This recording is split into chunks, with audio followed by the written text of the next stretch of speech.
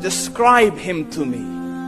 And Muslims, look at the description of your Rasul. And for some, this would be the first time you hear what your Prophet looked like. I saw a man of striking appearance. ظاهر الوضاء أبلج الوجه, radiant face, حسن الخلق, beautifully created. لم تعبه الثجلة, his belly wasn't protruding. ولم تزر به السعلة, nor was his head disproportionate and small.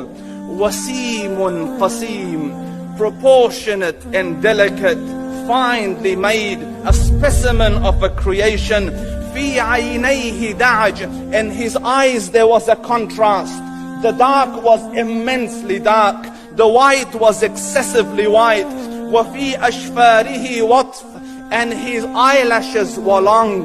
وفي صوته صهل, and in his voice was a natural echo. وفي عنقه سطع, and his neck was elegantly long.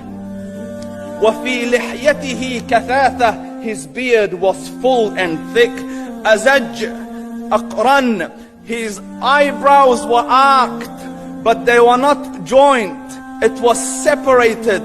In summit فعليه الوقار, when he was silent, dignity covered him.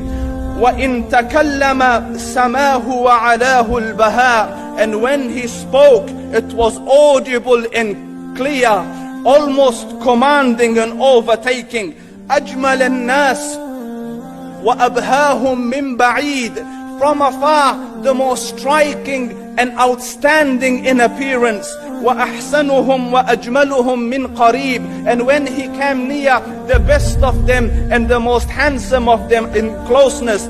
حلو المنطق, such an exalted and sweet level of logic. Like when he used to speak, it was so coherently logical, it was smooth and easy to understand. فصل لا نزر ولا هذر, he was to the point, not excessive nor too short. كأن منطقه خرزات نظم يتحدرن, his logic, his utterances, his words were like jewels coming out of a necklace, calculated, polished, one after the other, it would flow magically. ربعة, he was medium in height. Your eye didn't have to strain to look up at him, nor was it tedious to look down at him. He was a comfortable sight to look at. له رفقاء يحفون به, he had friends, the people that were with him, they were working around him to try to serve and protect him. إن قال سمعوا لقوله, when he used to say something, they used to hearken to what he used to say. وإن أمر تبادروا إلى أمره, when he commanded, they used to compete to fulfill the command. This is Muhammad Rasulullah. This is Muhammad Rasulullah. Anas ibn Malik says, he says, I came out one night, it was the full moon night.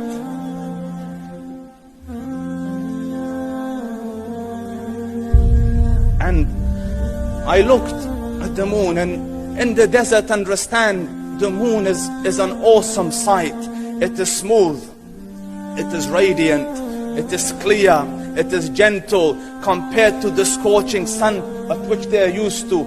So the moon was the epitome of beauty. So he says, I came out at a full moon night and I looked at the moon and I saw it beautiful, handsome. So I said, let me go see if the moon is more handsome or my Prophet is more handsome. Let me see if that is more beautiful or the Prophet is more beautiful. So I went and I saw him standing afar.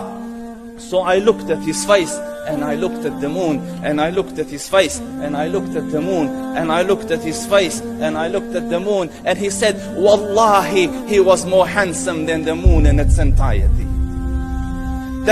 That is just the look of your Rasul. Aisha radiyallahu anha says, I was sewing with the needle, my needle dropped in the dark, I couldn't find it. I said, Ya Rasul, I can't find it. He moved his face close, and I swear, out of the radiance of his face, I found my needle. And the Prophet sallallahu alaihi wasallam was mind-bogglingly handsome, but his handsomeness was covered with waqar and jalal and haiba. The Sahaba say, when we used to sit at his feet, two feelings conflicting would come on the heart. The first one, you wanted to look at him. You wanted to behold the majesty of his face. And when you wanted to look up, shyness used to overtake you, so you used to look down. Amr ibn al-As says, I sat with him many times, but if you ask me to describe his face, I can't describe it. I wouldn't be able to look up to him ijlalan wa ta'zeeman. I couldn't look up at him. And that is why he didn't have the problems that Yusuf alayhi salam had. Because it was difficult to penetrate the awe and the splendor of the Rasul.